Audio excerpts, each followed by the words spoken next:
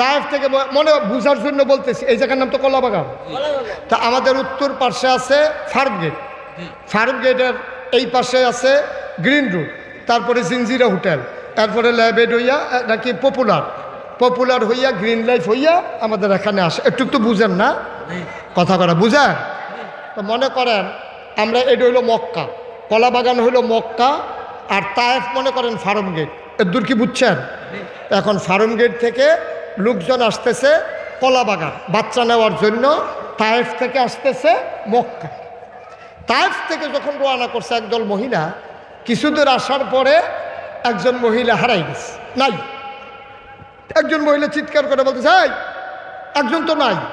কয় কে নাই? আমার সাথেই তো ছিল। আরে নাম কাও। ওনার নাম হালিমা। সুবহানাল্লাহ বলবেন না? ফার্ম গেট থেকে রওনা দিয়ে আইসা ওই যে এই বসুন্ধরার দিকে যে রাস্তার মোড়টা গেছে, এটা কি মোড় কয়? পান্থপথ মোড়। এই পান্থপথ মোড় আসার পরে, ফার্ম গেট থেকে পান্থপথ মোড়ে আসার পরে একজন বলতেছে নাই। কয় কে নাই? আমার সাথেই তো ছিল। কারে কি না? আমার ওনার নাম হালিমা। সুবহানাল্লাহ বলবেন না? তো সবাই পান্থপথ মোড় থেকে উত্তর দিকে ফার্ম গেটের দিকে তাকাই রইছে যে দেখি হালিমা আসে কি না, আসলে সবাই একসাথে যাব। তো অনেকক্ষণ দাঁড়াই থাকার পরে যখন হালিমা আসে না, তো সবাই মন্তব্য করতেছে হালিমা তো গরিব মানুষ, ওটটা তার দুর্বল, আবার উটের উপরে উঠছে 3 জন। কয়জন হুজুর? কয়জন? 3 জন। এই 3 জন উঠছে, হালিমা, হালিমার স্বামী, আর হালিমার যে বাচ্চা ওটার নাম হলো আব্দুল্লাহ। সুবহানাল্লাহ বলবেন না? 3 জন উঠছে। তো এমনি উঠ দুর্বল, এমনি এই গাড়ি হলো দুর্বল, মাঝে মাঝে স্টার্ট বন্ধ হইয়া যায়। এটার ভিতরে আবার ছাদের উপরে 2 জনে উঠছে। তো এই গাড়ি যে ব্রাস্ট হয়েছে না, এটা তো ভাগ্য ভালো। কারণ হালিমার উঠ আসে না। তো সবাই বলতেছে হালিমার উঠ বোধহয় শুয়ে গেছে, এটা বোধহয় আর সন্ধ্যার আগে আসবে না, চলো আমরা চলে যাই। সবাই আসছে গ্রিন লাইফ এই হাসপাতালের গেটে আইসা রাস্তা ক্রস করে আসছে কলাবাগান। কলাবাগান ঢুইকা দেখছে যে কে সচিব, কে আমলা, কে ঊর্ধ্বতন কর্মকর্তা, কারা কোন ভাষা সবাই তো চিনে। সবাই বড় বড় ভাষা দেখা ধনী ধনী বাচ্চাগুলা সবাই নিয়ে ফিরতি রওনা দিছে। সবাই ফিরা যখন আপনার ওই পান্থপথ মুড়ে গেছে, সবাই যাইতেছে, দেখে যে হালিমা আসতেছে। সুবহানাল্লাহ কয় না?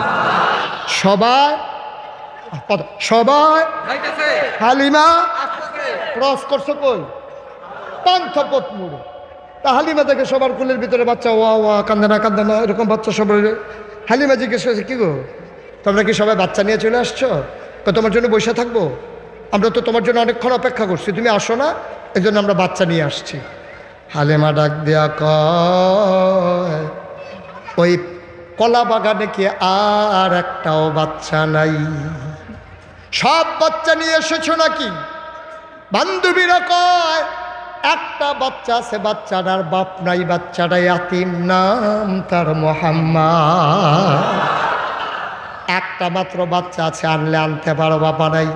হালিমার স্বামীর মনটা ছিল নরম, হালিমা ছিল একটু হিসাবী মহিলা। হালিমার স্বামী কয় চলো পান্থপথ মোড় থেকে কলাবাগান আর কত দূর, চলো যাই বাচ্চাটা নিয়ে আসি, ভাগ্যে বোধ এটাই আল্লাহ রেখেছেন। হালিমা কয় না না, আমরা আনবই তো 2টা টাকার জন্য, যেহেতু বাচ্চার বাপ নাই, গরিব মানুষ, এই বছর আমরা বাচ্চা আনবো না, চলেন চলে যাই। হালিমা খারাপ মহিলা ছিল না, হালিমা একটু হিসাবী মহিলা ছিল, বাস্তববাদী মহিলা ছিল। কিন্তু বাংলাদেশে অনেক খারাপ মহিলাও আছে,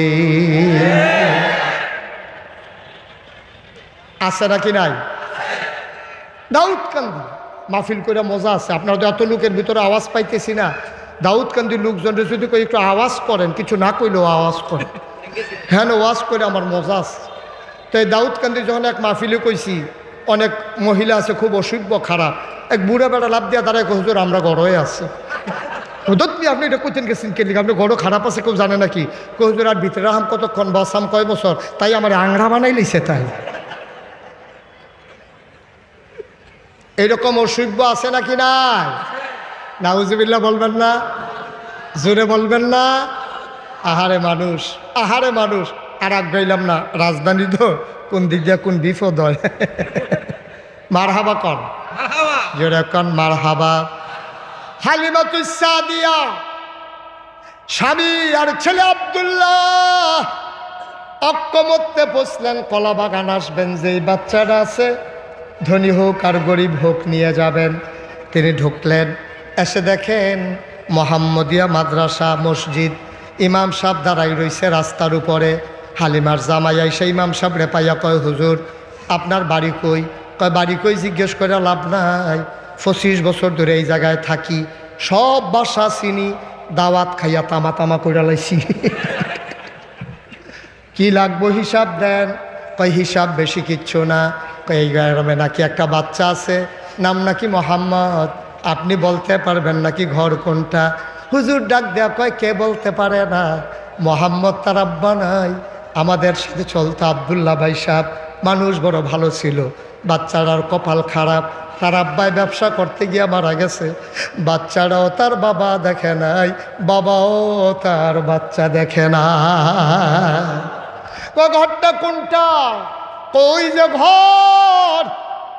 আবার কাবার উত্তরে দেখাই দিল আঙ্গুল দিয়ে, ওই ঘর আমেনার ঘর। আবার হালিমার স্বামী আর ছেলে আব্দুল্লাহ হালিম আমেনার ঘরের দরজার সামনে গিয়ে দাঁড়ালেন। হালিমা ডাক দেয়া কয়, স্বামী আমার, মহিলা মানুষ ঘরের ভেতরে, আপনি ভিন্ন পুরুষ, যাওয়া ঠিক হবে না, আপনি একটু বাইরে দাঁড়ান, আমি একটু ভেতরে যাই। হালিমা দরজায় গিয়ে দাঁড়ালেন, সালাম দিলেন, আসসালামু আলাইকুম ওয়া রাহমাতুল্লাহ। ভিতর থেকে মহিলা কণ্ঠ জবাব দিল, ওয়ালাইকুম আসসালাম ওয়া রাহমাতুল্লাহ। ভেতর থেকে ডাক দেয়া কয়, কে রে কে? বাইরে দরজায় দাঁড়াইয়া কান্দে। হালিমা কয়, আমার নাম হালিমা। কয় কোন হালিমা? কয় হালিমা তুই সাদিয়া। কয় চিনলাম না। কয় আমার বাড়ি তায়েফ। কয় কেন এসেছো? কয় মক্কায় বাচ্চা নিতে এসেছি। ভেতর থেকে আমেনা ডাক দেয়া কয়, হালিমা গো, সকাল থেকে কত মহিলারা বাচ্চা নিয়ে আমার ঘরের দরজা দিয়া গেল, আমি উটের পায়ের শব্দ শুনলাম, বাচ্চাদের ওয়া কান্না শুনলাম, কেউ আমার বাচ্চার খবর নিল না, বাচ্চার বাপ নাই বইলা কেউ ফিরাও তাকাইল না। তোমার বুঝি মায়া লাগছে গো হালিমা, তোমার বুঝি মায়া লাগছে? আহলান সাহালান মারহাবা, মোস্ট ওয়েলকাম, আমার ঘরে তোমারে স্বাগতম। হালিমা ঘরের ভিতরে ঢুকলেন। হালিমা কয়, আমি ঘরের ভিতরে ঢুকে দেখি আমেনা আসন পেতে বিছানার উপরে বসে আছে, কুলের ভিতরে ছোট্ট শিশু ঘুমায়, এমন একটা সাদা রুমাল দিয়া বাচ্চার মুখটা এমন করে ঢাকা। আমি গিয়া বললাম, আমেনা, ও আমেনা, বাচ্চা নেব এমন কোনো কথা নাই, পছন্দ হইলে নেব, নাইলে নাই, একটু বাচ্চাটারে দেখতে চাই। আমেনা ডাক দেয়া কয়, দেখে নাও নয়ন ভরে। হালিমা কয়, দেখবো কেমনে, রুমাল দিয়া মুখ ঢেকে রাখলে। সুবহানাল্লাহ বলবেন না? কেমনে দেখবো? তুমি রুমাল দিয়ে মুখ ঢেকে রাখলে আমি দেখবো কেমনে? আমেনা টান দিয়ে পর্দা সরাই দিলেন। হালিমা কয়, আবার যখন আমি বাচ্চাটার দিকে তাকাইলাম, খোদার কসম, জীবনে আমি অনেক বাচ্চা দেখেছি, পৃথিবীর মানুষ তোমরা সাক্ষী থাকো, এমন সুন্দর বাচ্চা আমি হালিমার জীবনে আর একটাও দেখি না। মুফাসসিরিনে কেরাম, মুহাদ্দিসিনে কেরাম, কবি সাহিত্যিক, ঐতিহাসিক সবাই মিলে কয়, হালিমা কথা বলতে সাবধানে বইল, তুমি এমন সুন্দর বাচ্চা দেখো নাই, দেখবা কেমনে গো হালিমা? এর চাইতে সুন্দর করে আমার আল্লাহ আর কাউকে বানায় না।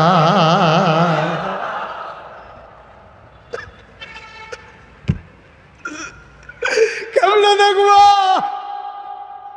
আল্লাহ তার বন্ধু নবীরে তিল তিল তিল তিল করে, যেমন করে যা লাগানো দরকার, যেমন করে গায়ের রং দেওয়া দরকার তেমন করে গায়ের রং দিয়েছেন, যেমন করে তার চুল দিয়েছেন, যেমন তার কপাল, যেমন তার ভ্রু, যেমন তার গায়ের রং, যেমন তার নাক, যেমন তার টানা টানা চোখ, যেমন তার চোখের পাপড়ি, যেমন যা দরকার সব আল্লাহ এখানে প্রয়োগ করেছেন। তুমি আর চাইতে সুন্দর দেখবা কেমনে? হালিমা কয়, আমি তাকাইয়া দেখি বাচ্চাটা চোখ বন্ধ করে ঘুমায়। আমার মনে বড় পেরেশানি লাগলো।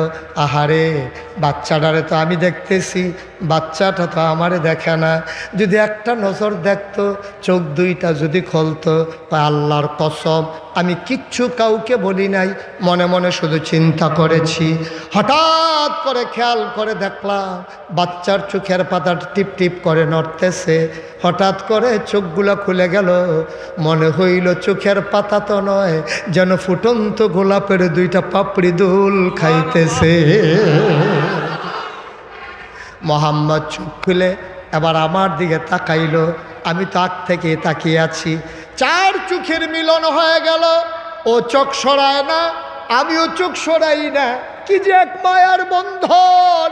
আমি জড়িয়ে গেলাম ছোট্ট বাচ্চার সাথে। আমি আর চোখ সরাই না, ও সরায় না। কতক্ষণ আমার দিকে তাকাইয়া ছোট্ট মোহাম্মদ ঠোঁটের কোনাটা বাঁকা করে আলতো করে একটা মুচকি হাসি দিল। হাসিটার সাথে সাথে মনে হইল আমি হালিমার কলিজারা দুইটা ভাগ হয়ে গেছে।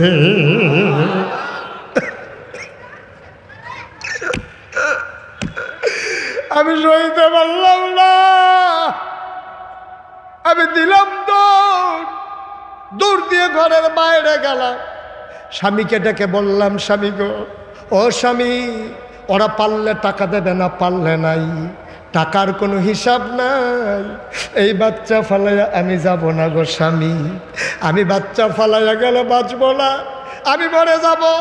এই বাচ্চা আমার লাগবেই লাগবে। এই বাচ্চা ফেলে আমি যাব না। হালিমার স্বামী ডাক দেয়া কয়, মন চাইলে নিয়ে নাও, আমার কোনো আপত্তি নাই। হালিমা ঘরের ভেতরে গেলেন। ডাক দেয়া কয়, আমি না, পারলে টাকা দিও, না পারলে নাই। টাকার কোনো হিসাব নাই গো আমি না। তোমার স্বামী নাই, টাকা দেবে কোত্থেকে? দয়া করে বাচ্চারা দাও।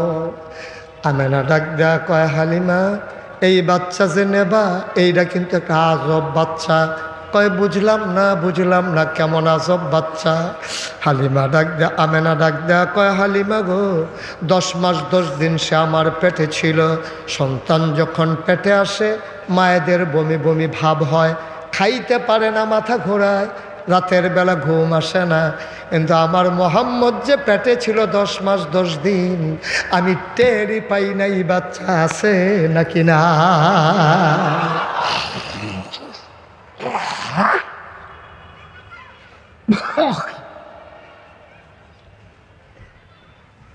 ও হালিমা, হালিমা, একটা পিঁপড়া কামড় দিলে আমি টের পাই। একটা পিঁপড়া কামড় দিলে আমি টের পাই। খোদার কসম, মোহাম্মদ যখন দুনিয়াতে আসবে, দুনিয়াতে যখন এসে গেল, একটা পিঁপড়ার কামড়ের মতো আমি টের পাই নাই। হালিমা, হালিমা, হালিমা গো, এই বাচ্চাটা বড় আজব বাচ্চা গো হালিমা। এটা বড় সাংঘাতিক আজব বাচ্চা। ও হালিমা, হালিমা গো, এই বাচ্চাটা খিদা লাগলেও কাঁদে না, খানা খাওয়াইলেও কোনো কান্নাকাটি নাই। খাওয়াইলে যেমন, না খাওয়াইলেও তেমন। এটা একটা আজব বাচ্চা। নিয়ম করে করে টাইম মতো খাওয়ানো লাগবে, নাইলে এই বাচ্চা 3 দিন না খাইলেও কানবে না। কোনো দিন কানতে দেখি নাই। এই বাচ্চা আমার বিরক্ত করে না। ঘুম যখন পাড়াই দেই, ঘুমাই থাকে, নড়াচড়া করে না। শুনো শুনো শুনো, এই বাচ্চারে আমি ঘুম পাড়াইয়া হাম্মামে, ওয়াশরুমে ঢুকলাম গোসল করার জন্যে। আমি গায়ে পানি ঢেলে দিলাম, বাচ্চা আমার ঘুমায়। আমি নিশ্চিন্ত, আমার মোহাম্মদ নড়াচড়া করবে না। গায়ে যখন পানি ঢেলে দিলাম, রুমের ভিতরে আওয়াজ শুনলাম, কি যেন নড়াচড়া করে। অন্তরে ভয় ঢুকে গেল। মায়ের মন বড় ভয়, অন্তরে দুরু দুরু মন। আমার টেনশনে পড়ে গেলাম, মোহাম্মদের কোনো বিপদ হলো নাকি। জানালা খুলে উকি মেরে তাকাইয়া দেখি, আমি আমার মোহাম্মদকে একটা কাগজের খেলনাও কিনা দিতে পারি নাই। এটা নিয়ে আমার বড় দুঃখ। বাচ্চাদের জন্য মায়েরা, বাবারা কত খেলনা আনে, তার বাবাই তো নাই, সে খেলনা আনবে কে? আমি তো মহিলা মানুষ, আমার মোহাম্মদকে আমি একটা কাগজের ফুলও কিনে দিতে পারি নাই। আমার মনে বড় দুঃখ। চাঁদের টুকরা সন্তান, তার একটা খেলনা কিনা দিতে পারলাম না। যখন শুনলাম নড়াচড়া করে, জানালা খুলে তাকাইয়া দেখি আমার মোহাম্মদ হাত পাগুলা ছুটতেছে, খিলখিল করে হাসতেছে। ওপরের দিকে তাকাইয়া দেখি আমি মোহাম্মদকে খেলনা কিনা দিতে পারি নাই, আমার আল্লাহ তারে খেলনার বাকি রাখে নাই।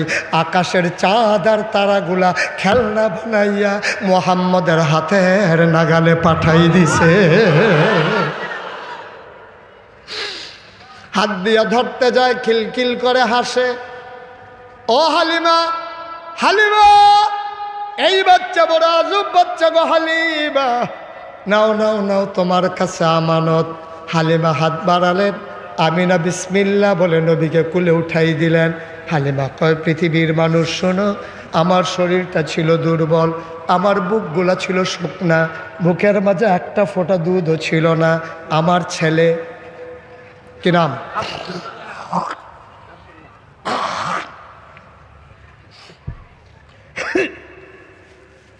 আমার ছেলে আব্দুল্লাহ ফার্ম গেট থেকে কলাবাগান পর্যন্ত এসেছে। তায়েফ থেকে মক্কা পর্যন্ত আসার পথে আমার ছেলে আব্দুল্লাহ বারবার বুকের ভিতরে চুষণ মেরেছে, একটা ফোঁটা দুধও আমার ছেলে পায় নাই। খোদার কসম, যেই মাত্র বিসমিল্লাহ বলে মোহাম্মদকে আমি কুলে নিলাম, আমি টের পাইলাম আমার শুকনা দুইটা বুক দুধে ভরপুর হয়ে গেছে।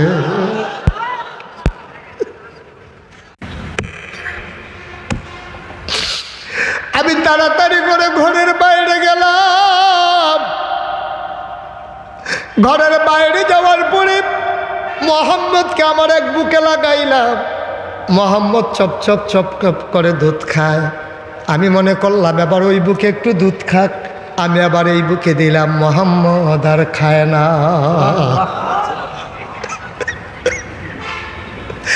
আমি কত চেষ্টা করলাম দুই বুক থেকে তার একটু একটু দুধ খাওয়াই, কিন্তু এক বুকে সে খায়, আরেক বুকে খায় না। এবার আমি তা আব্দুল্লাহর আব্বাকে বললাম, স্বামী আমার, আপনি একটু মোহাম্মদরে কুলে নেন, আমার আব্দুল্লাহরে দেন, আব্দুল্লাহর একটু দুধ খাওয়াই। এবার আব্দুল্লাহরে যখন মোহাম্মদ যেই বুক থেকে দুধ খেয়েছে আব্দুল্লাহরে লাগাইলাম, আব্দুল্লাহ ওই বুকে মুখ লাগায় না। সুবহানাল্লাহ। অন্য আরেকটা যেটা ছিল ওইটাতে আবার লাগালাম। আব্দুল্লাহ চুপ চপ চপ চপ করে দুধ খায়। আমার মনে হইল তিনি যে মানবতার নবী, তিনি যে বিশ্ব নবী, কোনোদিন যেন কেউ বলতে না পারে দুধের বাচ্চা থাকা অবস্থায় আমার নবী অমানবিক কাজ করেছেন, বঞ্চনাদের শিকার বানিয়েছেন তার প্রতিপক্ষকে, অন্য মানুষকে। এই কথা যেন পরেও বলতে না পারে, এই জন্য আল্লাহ তাবারক ওয়া তাআলা তার এক বুকের দুধ খাওয়াইয়া অপর বুক দুধ ভাইয়ের জন্য রাখাইয়া তিনি যে ইনসাফের নবী তার প্রমাণ করে দিলেন, ঠিক কিনা? দুধের বাচ্চা ইনসাফ কায়েম করে দিল। এক বুকে নবী খায়, আরেক বুকে দুধ ভাই আব্দুল্লাহ খায়। দুনো বুকে নবীজি মুখ লাগায় না। হালিমা কয়, যতদিন আমার ঘরে ছিল আমি ঘুমের মাঝে ইচ্ছা করে দেখলাম, দেখি ওই বুকে মুখ লাগায় কিনা। খোদার কসম, ঘুমের মাঝেও আব্দুল্লাহর বুকে তার মুখ লাগাইতে দেখি না।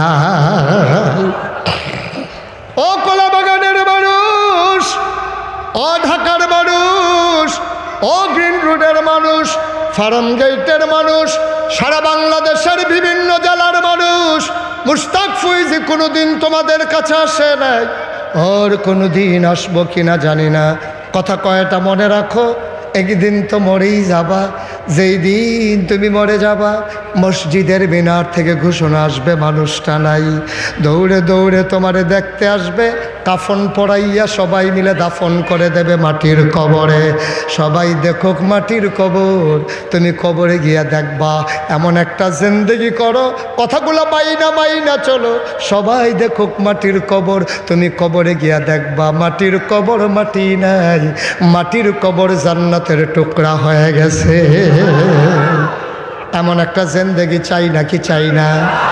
এবার হালিমা কয়, আমি তাড়াতাড়ি উটের পিঠে উঠলাম, দেখা হয়েছিল আসার পথে পান্থপথ মোড়ে। কথা মনে আছে? দেখা হয়েছিল আসার পথে পান্থপথ মোড়ে।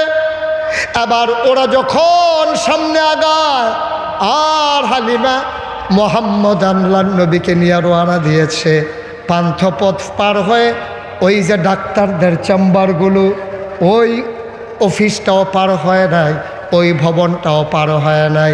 পিছনে খটখট খটখট আওয়াজ শোনা যায়।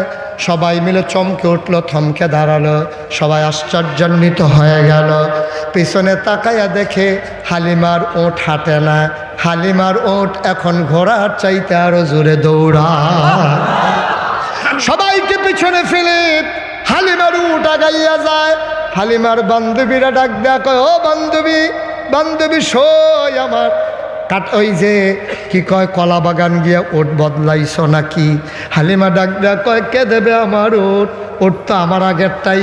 কয় মিথ্যা বইল না, যে উট আসার সময় পান্থপথ মুড়ে পেছনে পড়ে যায়, আর এই উট এখন আমাদেরকে ফেলে সামনে চলে যায়। নিশ্চয়ই তুমি উট বদলাইছ। কয় খোদার কসম আমি উট বদলাই নাই। কয় তো উট এমনে দৌড়ায় কেন? আমি কেমনে বলবো উট কেন দৌড়ায়? কয় কে বলতে পারবে? কয় আমার স্বামীও পারবে না। কয় পারবে কে? কে জানে উট কেন দৌড়ায়? কয় আমার ছেলে আব্দুল্লাহও জানে না। কয় জানে কে? হালিমা চোখের পানি ছেড়ে দিয়ে কয়, আমার মনে হয় উট কেন দৌড়ায় জানে মক্কার শিশু মুহাম্মদ।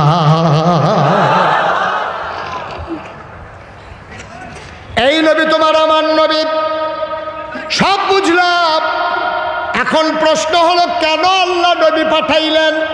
কোরআনুল কারীমে আল্লাহ কয়, লাকাদ কানা লাকুম ফি রাসূলিল্লাহি উসওয়াতুন হাসানা। নবী তোমার মডেল, নবী তোমার আইডল, নবী তোমার আইকন, নবী তোমার আদর্শ।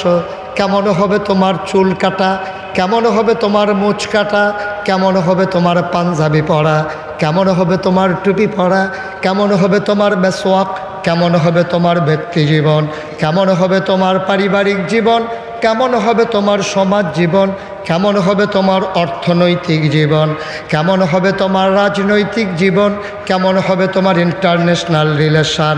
অর্থাৎ সকাল থেকে সন্ধ্যা, রান্নাঘর থেকে সংসদ ভবন, জন্ম থেকে মৃত্যু, সবগুলা কাজ একটা মানুষের কেমন হতে পারে যিনি জানিয়ে দিয়েছেন, যিনি শিখিয়ে দিয়েছেন, নিজে নিজে আমল করে দেখিয়েছেন, তিনি নবী মুহাম্মদুর রাসূলুল্লাহ সাল্লাল্লাহু আলাইহি ওয়াসাল্লাম। বলো সুবহানাল্লাহ। এই নবী তোমার আমার। ও মুসলমান, মন দিয়ে শুনো, এই নবী কেমন নবী? সব নবীরে সব দিলেন, আমার নবীরে কি দিলেন জানতে মন চায় নাকি চায় না? আমার নবীর বিখ্যাত তিনটা উপাধি। তিনি ইমামুল মুরসালিন, তিনি খাতামান নবিয়্যিন, তিনি রাহমাতুল লিল আলামিন। এই তিনটা উপাধি এই দুনিয়াতে কোনো নবী এবং রাসূলের নাই। আমার নবী ইমামুল মুরসালিন, তিনি খাতামান নবিয়্যিন, তিনি রাহমাতুল লিল আলামিন। এই তিনটা উপাধি তার। আমরা যখন জানতে চাইলাম সব নবীরে সব দিলেন, আমার নবীরে কি দিলেন? সাহাবিন, তাবিন, তাবে তাবিন, উম্মাহাতুল মুমিনিন, আইম্মে মুজতাহিদিন, আইম্মে শরীয়ত, আইম্মে তরিকত, সালফে সালিহিন, উলামায়ে মুতাকাদ্দিমিন মুতাআখিরিন, ইমাম সাহেবান, মুফাসসিরিনে কেরাম, মুফতিয়ানে আযাম, মুহাদ্দিসিনে কেরাম, সবাই মিলে একমত হয়ে গেল। শোনো শোনো শোনো, 1,24,000 বলো আর 2,24,000 বলো, সকল নবী এবং রাসূল মিলে যা, আমার নবীজি একাই তা। সবাই মিলে যা, আমার নবীজি একাই তা। সুলাইমান নবীর রাজত্ব আমার নবীর আছে নাকি নাই? দাউদ নবীর সুন্দর কণ্ঠ আমার নবীর আছে নাকি নাই? ইউসুফ নবীর সুন্দর চেহারা আমার নবীর আছে নাকি নাই? মুসলমান, রাতের বেলা শান নামাজ পড়ে প্রচণ্ড গরমের মাঝে আমার নবী চলে গেলেন আম্মাজান আয়েশা রাদিয়াল্লাহু তাআলা আনহার হুজরায়। নবীজি ডেকে বললেন, আয়েশা প্রচণ্ড ভ্যাপসা গরম, ও আয়েশা একটু স্বস্তির নিঃশ্বাস ফেলতে চাই, ঘরের আঙ্গিনায় খেজুর পাতার পাটি বিছাও। আম্মাজান আয়েশা পাটি বিছালেন, আসন পেতে বসলেন। আল্লাহর নবী আম্মাজানের কোলে মাথা রেখে শুয়ে পড়লেন। আর চতুর্দশী পূর্ণিমার চাঁদ আকাশে হাসে, ফকফকা জ্যোৎস্না। আমার নবী শুয়ে আছেন মায়ের কোলে। আমার আম্মাজান আয়েশা আলতো করে কপাল টিপে দেয়, চুলের মাঝে বিলি কেটে দেয়। দূরের এক সাহাবা নবীর সাথে দেখা করার জন্য এসেছেন। তিনি চমকে উঠলেন, তিনি থমকে দাঁড়ালেন, তিনি আশ্চর্যান্বিত হয়ে গেলেন। তিনি অবাক বিস্ময়ে তাকিয়ে দেখলেন একটা চাঁদ আকাশে হাসে, আরেকটা চাঁদ আম্মাজান কুলের ভিতরে শুয়ে আছে।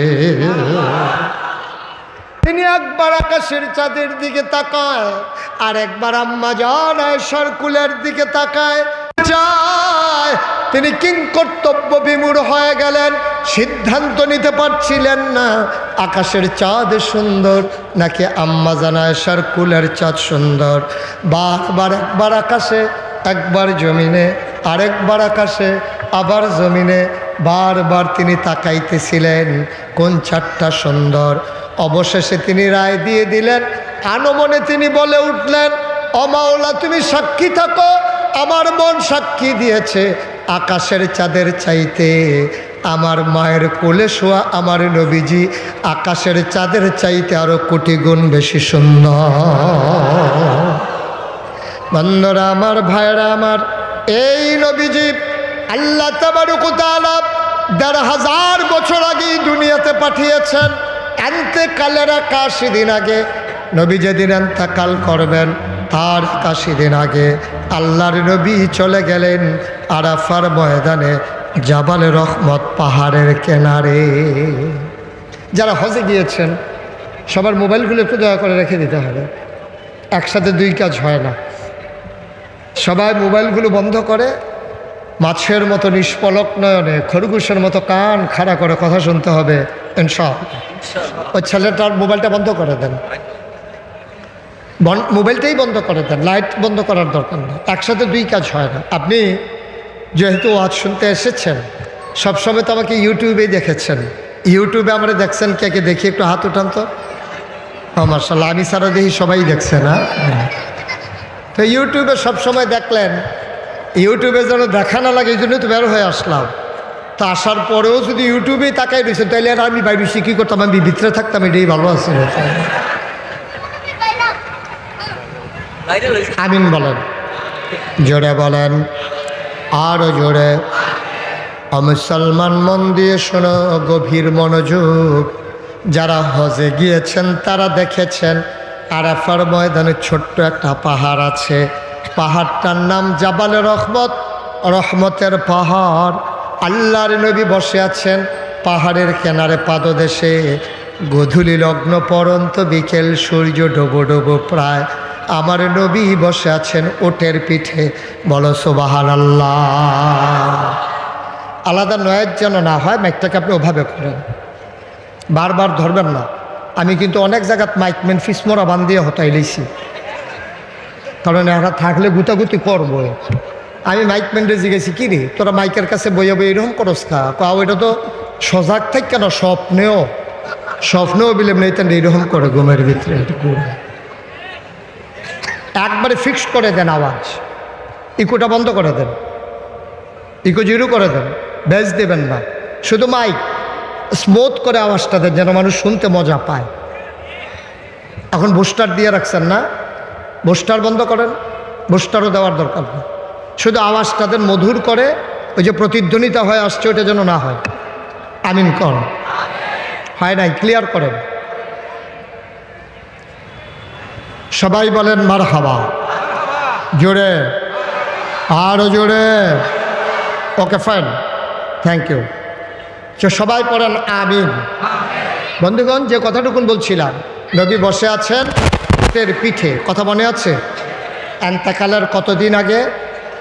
কথা কয় না, কতদিন? সভাপতির মনে নাই, কয়দিন? 81 জন। সবাই আপনার দিকে চাইয়া রয়েছে, কয় সভাপতি কথা কয় না, আমরা কথা কইয়ে কিলাম। কয়েকদিন আগে নবীজি বসে আছেন উটের পিঠে, গুধুলি লগ্ন, পরন্ত বিকেল, সূর্য ডুবু ডুবু প্রায়, সূর্যের সোনালি রটটুকুন আমার নবীর চেহারা মুবারকে বাঁকা হয়ে পড়েছে।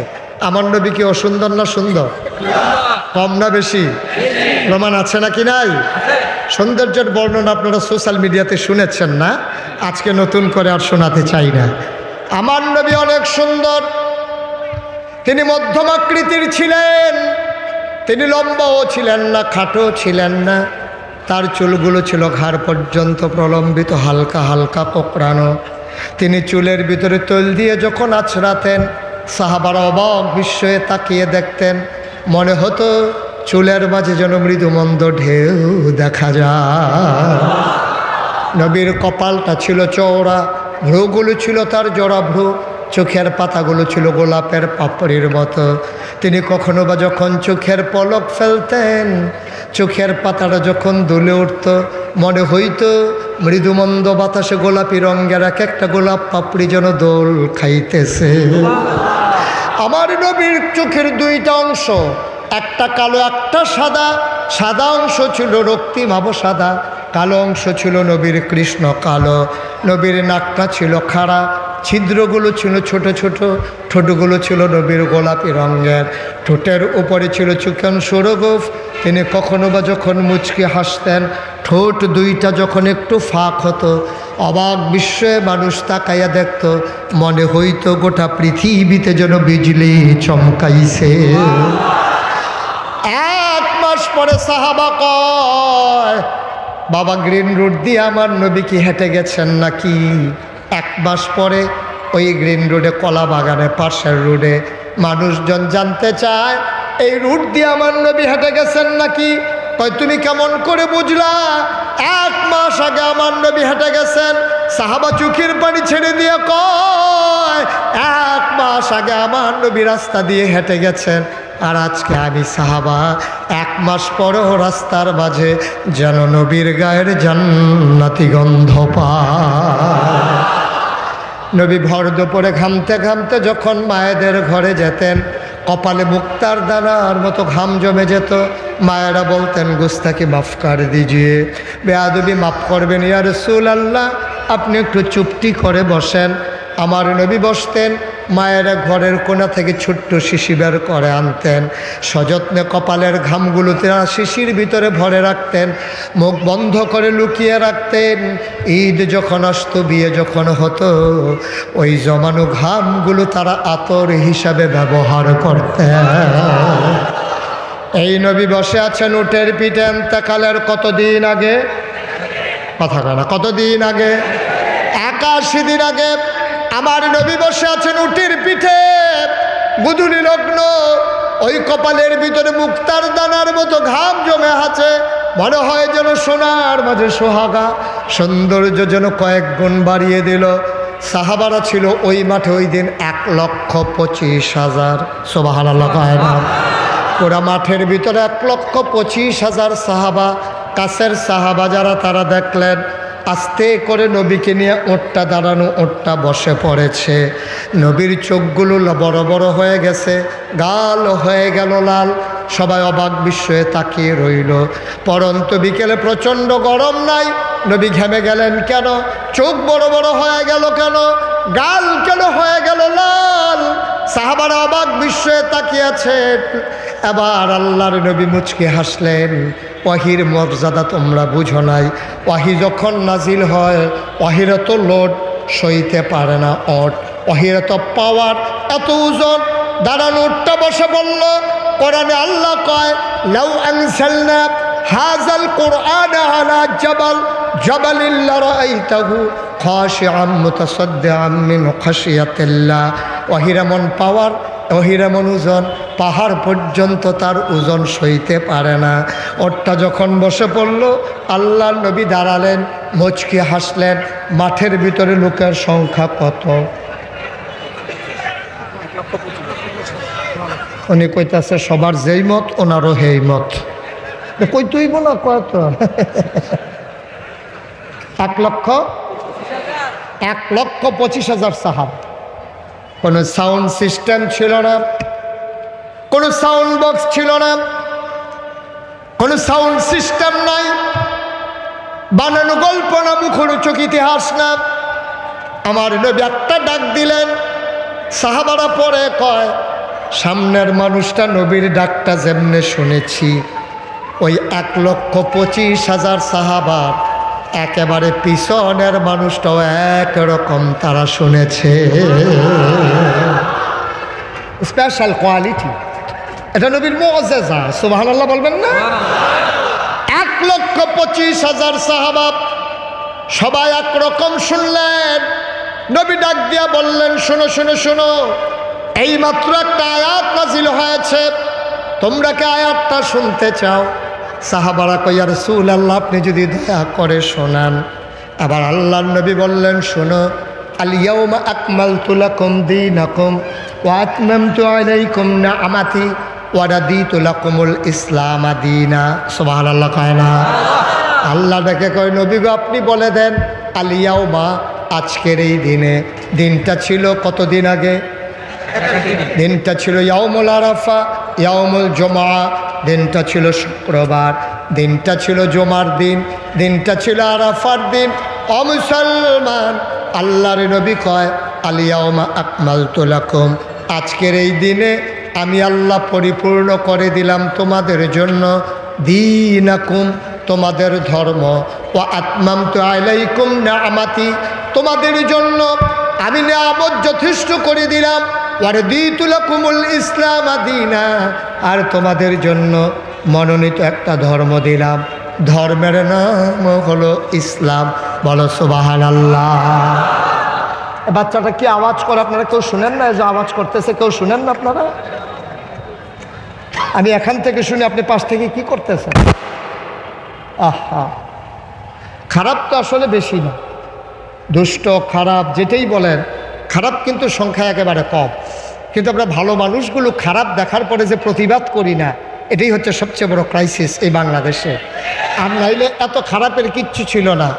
পৃথিবীর ইতিহাস আপনি পর্যালোচনা করে দেখেন, সভ্য পৃথিবী শুরু হওয়ার পরে সকল জায়গায় সকল দেশেই সরকারের বদল হয়, কিন্তু পৃথিবীর ইতিহাস খুঁজে পাওয়া যায় না যে একটা সরকারের পতনের পরে 330 জন মেম্বার অফ পার্লামেন্ট, আমলা কামলা, সচিব, ঊর্ধ্বতন কর্মকর্তা, ব্যবসায়ী নেতা, উপদেষ্টা, আর যত ধরনের কর্মকর্তা, র্যাব, গোয়েন্দা, উপরের সবগুলো লোক একসাথে পালিয়ে গেছে।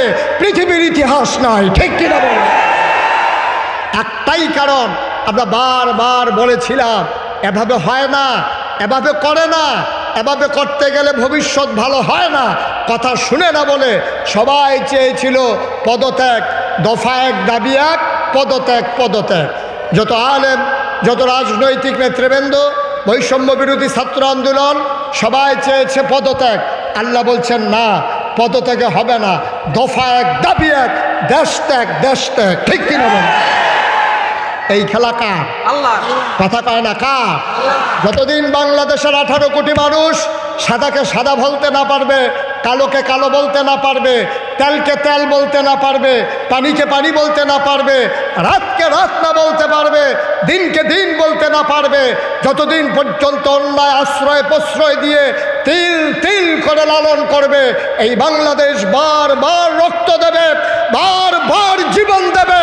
বাংলার সূর্যাকাশে, বাংলার ভাগ্যাকাশে কখনো রক্তিম সূর্য দেখা দেবে না যতদিন অন্যায়ের প্রতিবাদ করা না যাবে। ঠিক কিনা বলো? সুতরাং যেখানেই সমস্যা দেখবেন, সাথে এই যে এই সমস্যা কি, এই যে এটা কি কইয়া ডাক দেওয়া যাবে, এটা তো কও যাবে না। আসি বড় বিপদে,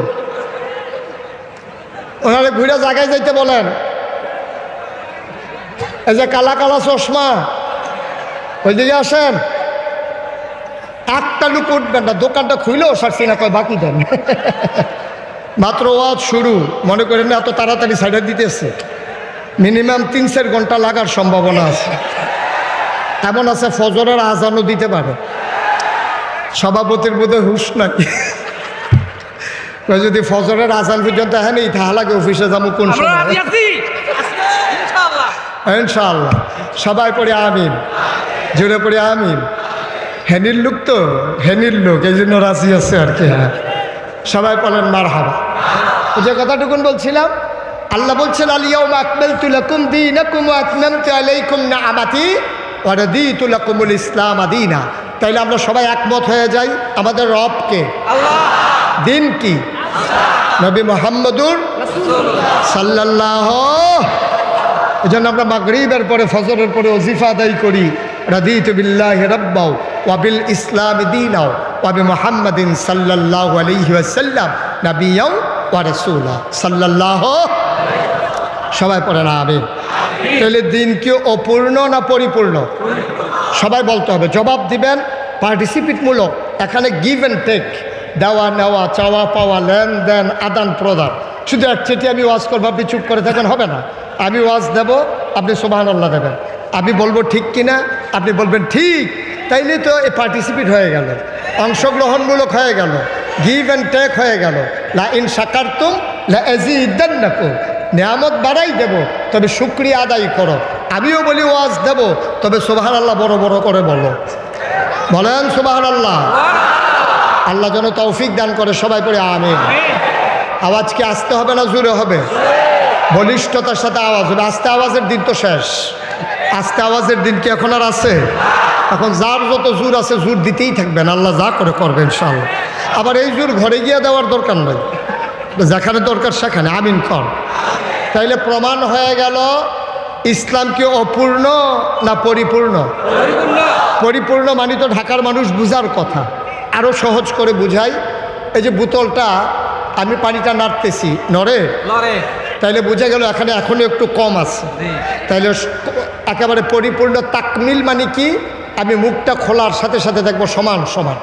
এই সমান সমান পানি থেকে আমি যদি এক ঢুক পানি খেয়ে ফেলি, তাইলে কি সমান থাকবে না কমে যাবে? সমান সমান পানির মাঝে আমি যদি এক কোষ পানি দেই, তাইলে কি সমান থাকবে না পড়ে যাবে? তাইলে হয় কমে যাবে, নাইলে পড়ে যাবে। সমান সমান মানে হচ্ছে আল-ইয়াওমা আকমালতু লাকুম, অর্থাৎ একেবারে সমান সমান, কমও নাই বেশিও নাই। এটার নাম হচ্ছে ইসলাম। সুবহানাল্লাহ বলবেন না? জোরে বলবেন না সুবহানাল্লাহ? তাইলে আমরা যদি মনে করি ইসলাম মানে পরিপূর্ণ, এখন আজকে একবিংশ শতাব্দীর সূচনা লগ্নে গোটা বিশ্বকে যখন বলা হচ্ছে কম্পিউটারাইজড, গোটা বিশ্বকে যখন বলা হচ্ছে গ্লোবাল ভিলেজ, আমরা তখন দেখতে পাই কি আমার এই ইসলাম নিয়ে তামাশা শুরু হয়েছে। কেউ এটারে কমাইছে, কেউ এটারে বাড়াইছে। ঠিক কিনা বলেন? কেউ কমাইছে, কেউ বাড়াইছে। মনে রাখবা, এটারে কমানোও যাবে না, বাড়ানোও যাবে না। ১,৫০০ বছর আগে আমার নবী যে ইসলাম এনেছেন, মন চাইলে, মানতে চাইলে তুমি সেই ইসলাম মানতে হবে। কমানোও যাবে না, বাড়ানোও যাবে না। মনে রাখবা, তোমার মন মতো ইসলাম হবে না, ইসলামের মন মতো তোমাকে হইতে হবে। ঠিক কিনা? আমরা যার যার মন মতো ইসলাম বানাইতে চাই, হবে না তো। কারণ ইসলাম তো পরিপূর্ণ। এখন ইসলামের সাথে কোনো কিছু মিশানোও যাবে না। আমি যার ঘরে বসে খাইলাম, কি নাম? রাকিব। আমার আদরের, আমার কলিজার টুকরা রাকিব। ওর ঘরে যখন আমি ঢুকলাম, মনে করেন আমি গিয়ে বললাম, রাকিব আমাকে তাড়াতাড়ি এক গ্লাস পানি দেন দেখি। তো রাকিব ভিতর বাড়িতে গেছে পানি আনার জন্য অন্দরমহলে। তার বেডরুমে যখন তার স্ত্রীর কাছে গেছে, তার স্ত্রী বলতেছে পানি নেন কার জন্য? বলছে যে নাগাইশ কুমিল্লার পীর সাহেব হুজুর যে আসছে, মুশতাক ফৈজি হুজুর, উনি পানি চাইছে, পানি নিতেছি। তো রাকিবের ওয়াইফ দিছে ধমক, হ্যাঁ পানি চাইছে বলে পানি দিবেন? হুজুর কি সারা জীবন আমাদের বাসায় এসে বসে থাকে নাকি? হুজুর পানি চাইছে বলে কি হয়েছে? ঘরের ভিতরে ট্যাং আছে, একটু ট্যাং দেন। তো এখন দিছে ট্যাং, দিছে চিনি, দিছে লাড়া। এটারে ঢাকায় কি কয়? কথা কয় না দেখি। তা আমি কি ওনার কাছে শরবত চাইছিলাম না পানি চাইছিলাম? আমি চাইছি রাকিবের কাছে পানি, রাকিব আইনা দিছে আমার শরবত। ইসলাম ছিল এরকম স্বচ্ছ এক বোতল পানির মতো। আমার বাংলাদেশে কিছু মতলববাজ এটার সাথে ট্যাং মিশাইছে, সিবিটা মিশাইছে, রুয়াবজা মিশাইছে, তুকমার দানা দিছে, ইসুপগুলের ভুসি দিছে, চিনি দিছে। আর লাড়া দেওয়ালের লেগে তো বাংলাদেশের মানুষ বেড়ায় কেন? হ্যাঁ, সবাই মিল্লা দিছে লাড়া। এখন ইসলাম আর ইসলাম না, ইসলাম হয়ে গেছে শরবত। ঠিক কিনা কম? এই জন্য প্রকৃত ইসলাম এখন সাধারণ মানুষ আর খুঁজে পায় না। আসুন আমরা সেই ইসলামের কাছে যাই যে ইসলাম নবীজি নিয়ে এসেছেন। আল্লাহ যেন কবুল করে। সবাই পড়ে না আমিন।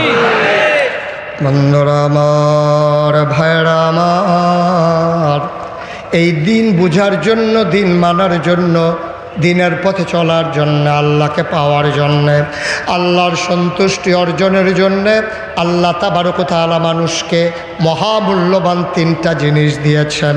কয়টা? কথা কয় না? কয়টা? ওনারে জিজ্ঞাসা না কয়টা মেসেজ বলে কয়টা? কয়টা?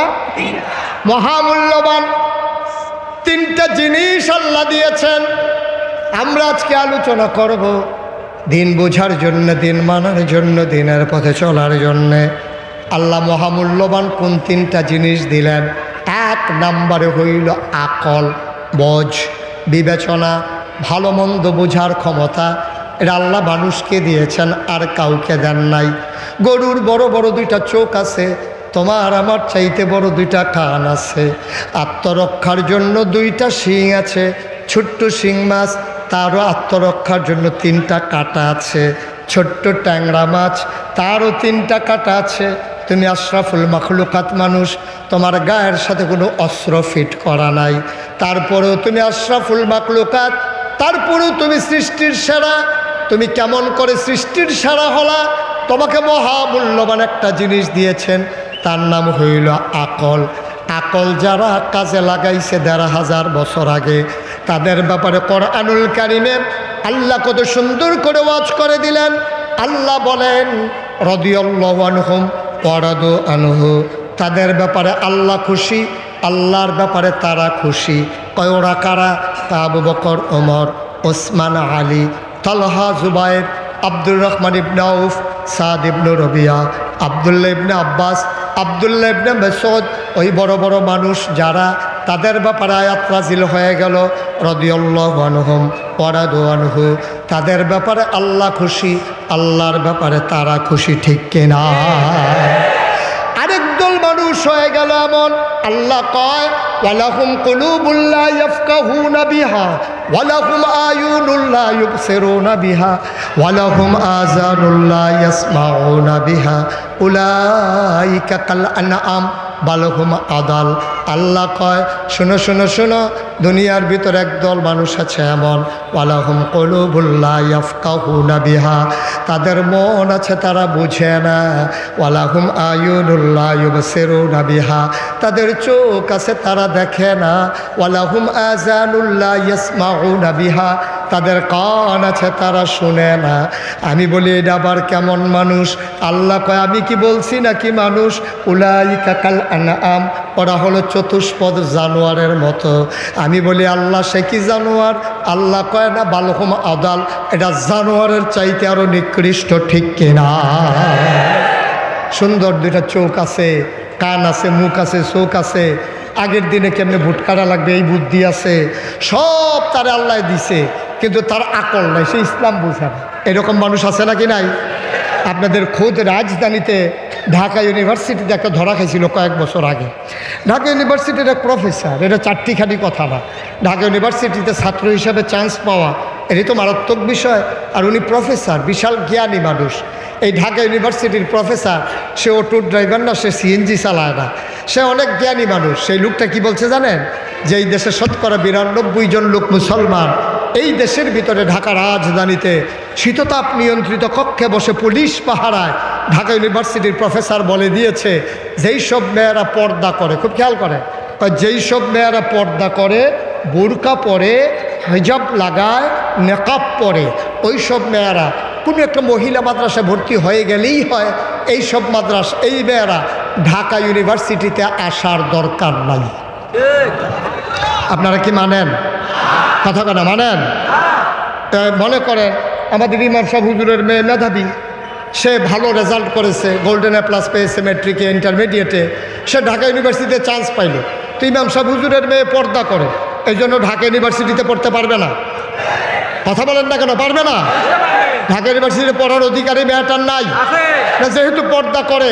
ঢাকা ইউনিভার্সিটির প্রফেসর প্রকাশ্য দিবালোকে সেমিনার সিম্পোজিয়ামের নাম দিয়ে সবার সামনে বলেছে যারা পর্দা করে ঢাকা ইউনিভার্সিটিতে পড়ার দরকার নাই, কারণ পর্দা সেকেলে একটা পোশাক, তারা একেলেতে আছে, তারা অনেক দূরে এগিয়ে গেছে, তারা সুন্দর করে পৃথিবীকে সাজিয়ে নিচ্ছে। সুতরাং এই জমানায় এসে এই বুরকা দিয়া হেজাব দিয়া মুখ ঢেকে রাখবে, তার ঢাকা ইউনিভার্সিটিতে পড়ার দরকার নাই। আমি বলেছি, প্রফেসর তুমি জানো না ঢাকা ইউনিভার্সিটি যেই জমিনের উপরে হয়েছে এই জমিন মুসলমানের জমিন, ঠিক কিনা বলো? ঢাকা ইউনিভার্সিটি যাদের অর্থে হয়েছে ওরা মুসলমানের সন্তান। এই ঢাকা ইউনিভার্সিটির যাদের শিক্ষক, প্রফেসর, প্রভিসি, ডিন, ভিসি, তাদের যেই বেতন হয় আমার আপনার রক্তের টাকায় তাদের বেতন হয়, ঠিক কিনা বলো? সেই ঢাকা ইউনিভার্সিটিতে বসে বসে শতকরা 92 জন লোক মুসলমানের দেশে, যেই দেশের রাজধানীকেই বলা হয় মসজিদের শহর, যেই দেশে নেংটির বদলে হক্কানি পীর মাশায়েখেরা মানুষদেরকে লুঙ্গি পরা শিখিয়েছে, হরে নামের জায়গায় কলমা পড়তে শিখিয়েছে, শ্রীর বদলে মোহাম্মদ লিখতে শিখিয়েছে, আজানের পরে আশার নামাজ পড়ে, যেই দেশে দুরুদ পড়তে পড়তে মানুষ ঘুমোতে যায়, যেই দেশে ফজরের আজান পড়লে আবার ঘুম ভাঙে, সেই মুসলমানের দেশে রাজধানীতে শীততাপ নিয়ন্ত্রিত কক্ষে বসে পুলিশ পাহারায় ইসলামের ফরজ বিধান পর্দার বিরুদ্ধে কথা বলা সহজ, পাল্লে খোলা বাগানের জমিনে এসে বলো পিঠের চামড়া নিয়ে যাওয়া যাবে না।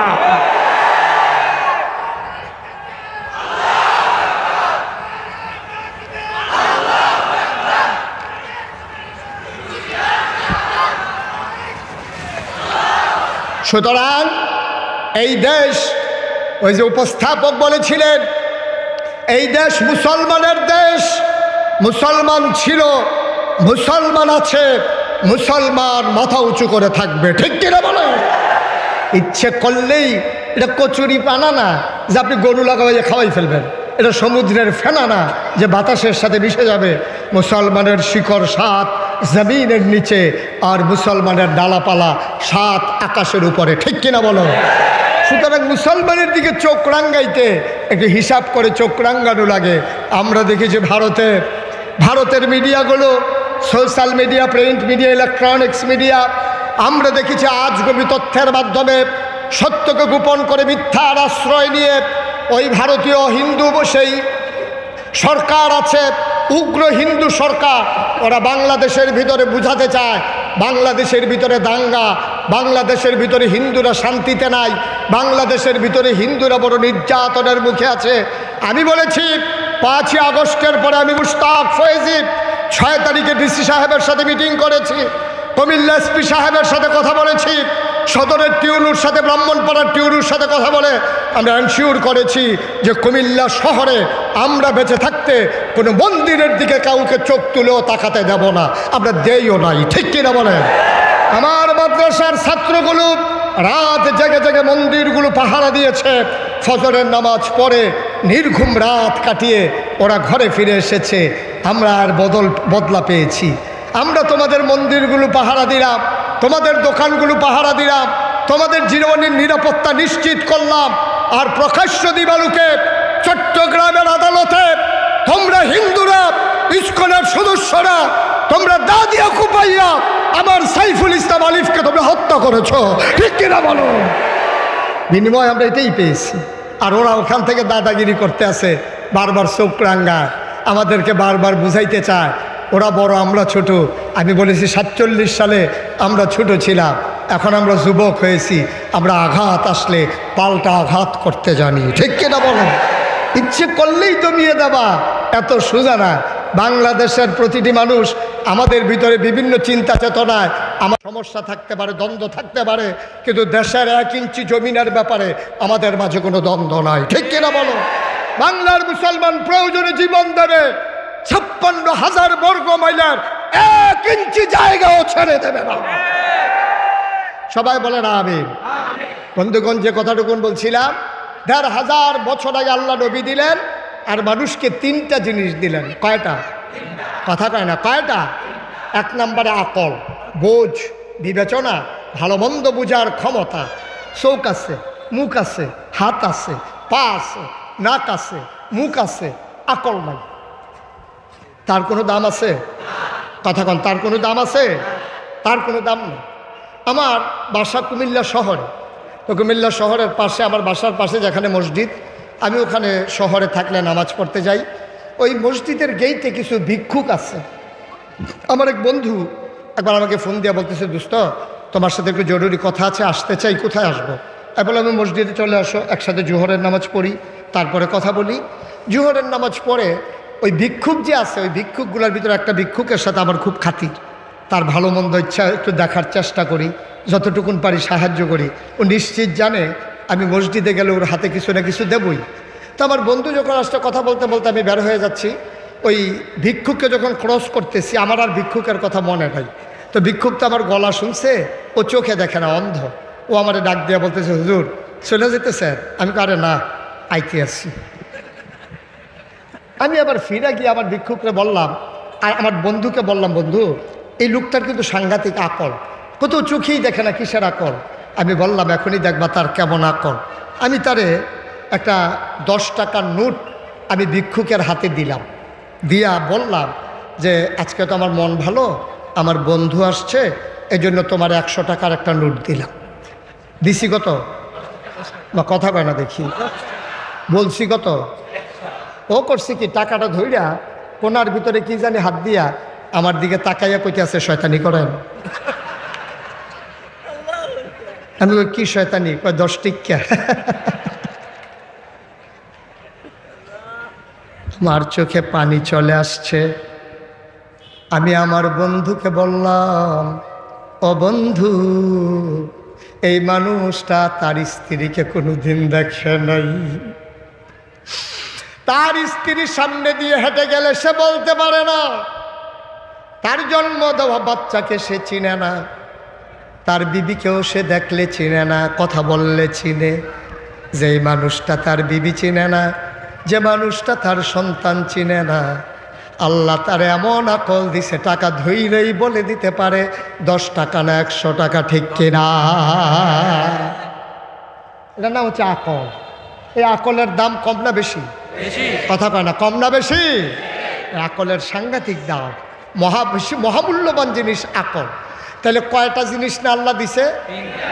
2 নম্বর, আল্লাহ যে মহামূল্যবান জিনিস দিলেন তার নাম হইল কোরআনুল কারীম।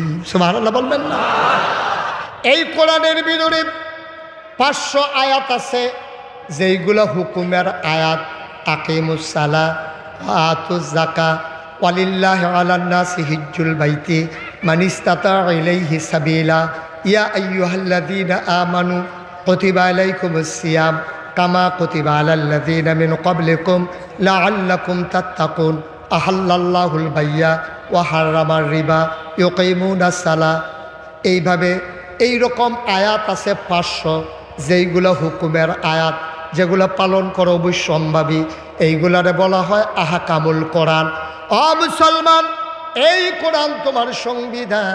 ১৫০০ বছর আগে কোরআন এসেছে, ১৫০০ বছর পর পর্যন্ত সকল কিছুর পরিবর্তন হলো। নদীর এপার ভাঙলো, পার গড়ল, ধনী মানুষ গরিব হলো, গরিব মানুষ ধনী হলো, দলের অদল বদল হলো, ভূখণ্ডগত পরিবর্তন হলো, রাষ্ট্রীয় অবকাঠামো চেঞ্জ হয়ে গেল, কিন্তু আমার কোরআনের একটা নক্তারও পরিবর্তন হলো না, ঠিক কিনা? এই কোরআন তোমার আমার জীবন বিধান। এই কোরআনুল কারীম আল্লাহ তাবারক ওয়া তাআলা দিয়েছেন, এ ব্যাপারে বিস্তারিত কথা শোনার আর দরকার নাই। 3 নাম্বার, আল্লাহ মহামূল্যবান যে জিনিসটা দিয়েছেন তার নাম হইল নবী মুহাম্মদুর রাসূলুল্লাহ সাল্লাল্লাহু আলাইহি ওয়াসাল্লাম। সুবহানাল্লাহ বলবেন না? স্পষ্ট মনে রাখেন, কোরআন হলো বিধান আর নবীজি হলো তরিকা। কোরআন হলো বিধান, কোরআন এই যে ভাই কি করতেছেন আপনি? এখন যদি ওনারে জিজ্ঞেস করেন উঠছেন কেন, উনি জীবনেও কইতে পারতো না কি এর উঠছে, উঠছে আর কি। প্রত্যেক দিন এখানে মাহফিল হয়, ওনারে 2 জনে ধৈর্য বসাই দেন। হ্যাঁ, অনেকে আছে ধরার লেগে বইতে পারে না। হ্যাঁ হ্যাঁ, উনি মনে করছে অন্য হুজুর। সিফা দিয়া বইয়া থাকেন, উডে মার হাবা কয় না রে, জোরে বলেন মার হাবা।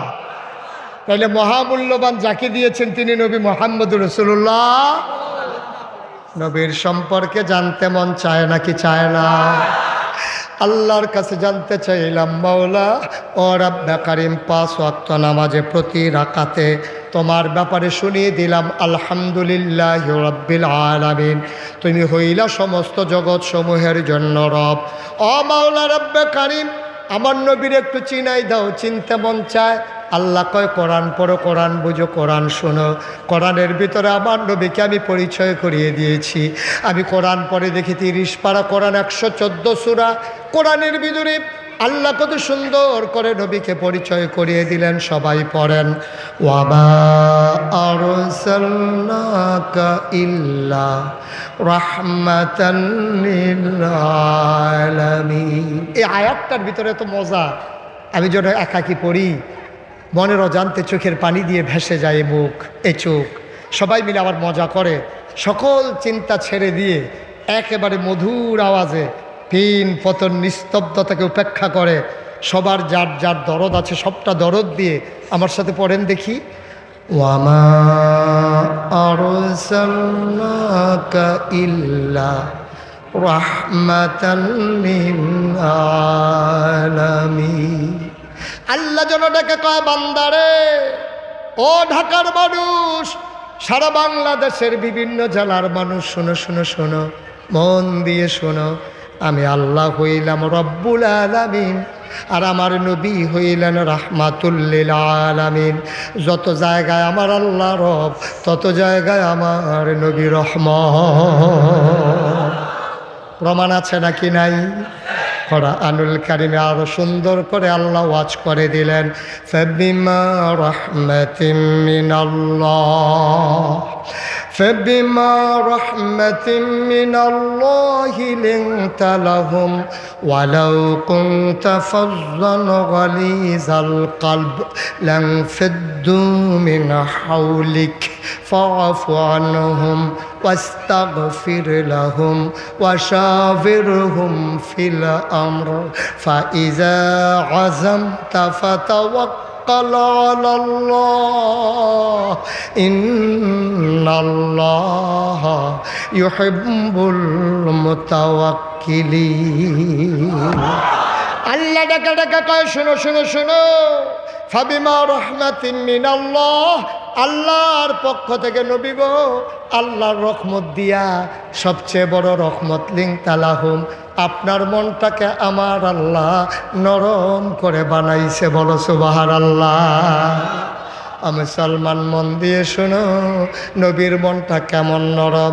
১৫০০ বছর আগে, যে বছর নবীজি দুনিয়াতে আসলেন, জন্মগ্রহণ করলেন মক্কায়, ওই জমানায় মক্কার যারা সম্ভ্রান্ত মানুষ, বংশাবলী মানুষ, বাংলাদেশে যেমন ভুইয়া, চৌধুরী, সরকার, খনকার, পেশকার, স্বর্ণকার, দফাদার, চকিদার, কন্ট্রাক্টর, দোকানদার, কত বংশ, কত মর্যাদা, কত সম্মান, কত দাম।